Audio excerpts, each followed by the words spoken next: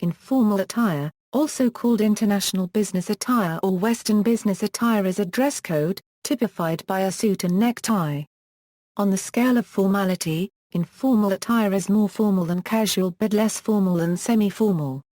It is more presentational than semi-casual, but offers more room for personal expression than semi-formal dress. Informal should not be confused with casual, not even smart casual. In loose common usage, many people refer to informal dress as semi-formal or formal and formal dress as very formal. The technical definition of informal is used in this article. Definition: informal attire consists of, for men, a suit, the main components of which are a pair of trousers with a matching jacket. The suit is typically dark-colored, gray, dark blue, brown, or black. The suit is worn with a long-sleeved shirt, dress shoes and a necktie. Informal attire for women in its strictest interpretation is patterned after the male standard. A suit consisting of a jacket with matching skirt or trousers, plus a blouse. This interpretation of informal attire is not quite so commonly worn by women as by men, as there are other forms of female attire acceptable in informal settings. Informal attire is today considered a conservative form of dress, appropriate for nearly all formal settings that do not require white tie or black tie. For instance, it is commonly worn in religious services, funerals, government, schools, and other contexts where casual attire is not accepted but formal attire would be considered excessive. At present, informal attire is the typical dress at daytime weddings in the United States, where it is a replacement for the increasingly rare morning dress. Informal attire is also known as international standard business attire or business formal due to its strong association with business. Origins: the suit was originally a 19th-century British innovation in dress, seeking a casual alternative to the long, heavy frock coats then considered appropriate business dress. Men began to wear lighter coats cut just below the waist when not engaged in business. Standard suit-making fabric is fine-combed wool, with the inclusion of cashmere and more expensive fabrics. Middle-price suits are often made of wool polyester blends, whilst the cheapest are made entirely of polyester fabric. This business suit became the standard business day wear for all men who were not engaged in physical labor. The waistcoat or vest was worn regularly with the suit up to World War II, but is rarely seen today, due to central heating in offices and the expense of construction. Until at least the early 1960s it was common to wear a hat. In general, business suits are characterized by 3 styles and a 4th fusion style. English suits are noted for having a touch fit to the wearer's body shape and carefully made padded shoulders.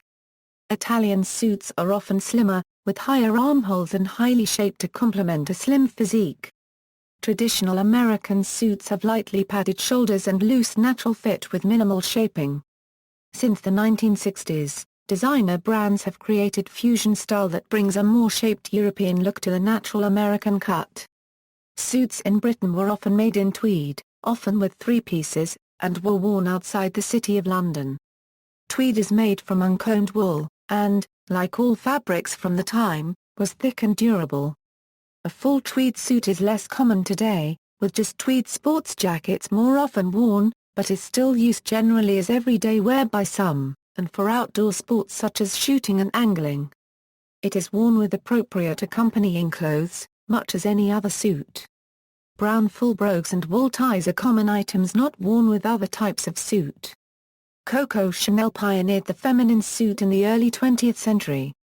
Usage in the workplace: most men do not wear suits in their everyday lives. They wear uniforms, or other inexpensive, sturdy clothing that can be easily laundered. Wearing a suit to work daily is often an indication of managerial or professional status. However, when on a job interview or attending business meetings, many men who do not otherwise wear suits, will dutifully wear them as a mark of respect and formality. Many how-to books for men recommend wearing a conservatively styled suit to an employment interview even when the man does not expect to ever wear a suit on the job. In the 1990s, internet businesses flourished and so did the relaxed dress standards enjoyed by unconventional .com business people. A new form of attire had arisen: business casual, which consists of nice trousers, often chinos or khakis, and a polo shirt or short-sleeved shirt. Today this is acceptable and common attire at technically oriented business meetings and in semi-professional settings, and is continuing to gain ground over traditional business attire. The standard for women is also in flux. In the 1970s, women aspiring to managerial or professional status were advised to dress for success by wearing clothing that imitated the male business suit, jacket and matching skirt, worn with a plain blouse and discreet accessories. The plain blouse is designated as a long-sleeve button-down shirt tucked properly into the skirt at the waist. Some women wore pantsuits, substituting pants for the skirt, but in doing so, they risked the displeasure of many who felt that women should not wear pants. Now even conservative Western workplaces are more accepting of pants on female employees. However, they may still expect female employees to exhibit the formality of men's suits. Women in creative professions, such as advertising, web design, or fashion, can usually dress with more color and flair. Male business attire is also nuanced. Choice of clothing and accessories proclaims social and financial status. An inexpensive ready-to-wear suit will lack the cachet of a bespoke suit fashioned by a famous tailor. Custom shirts, handmade leather shoes, fine cufflinks and expensive watches may indicate wealth, and in certain professions may effectively amount to a dress code. Western business wear is standard in many workplaces around the globe, even in countries where the usual daily wear may be a distinctive national costume. Some non-Western business people will wear national costume nonetheless. A Saudi Arabian sheikh may wear the traditional robes and headdress to an international conference. United Arab Emirates diplomats in particular are noted for attending conventions of the United Nations General Assembly in full kafaya and thob. Diplomats of the People's Republic of China are similarly noted for wearing the Mao suit to international events. Indian leaders often wear Nehru jackets, with Manmohan Singh wearing a suit-like combination including such a jacket with his Sikh turban. Wearing national costume in such contexts can proclaim national pride, or just extremely high status which allows the wearer to defy convention.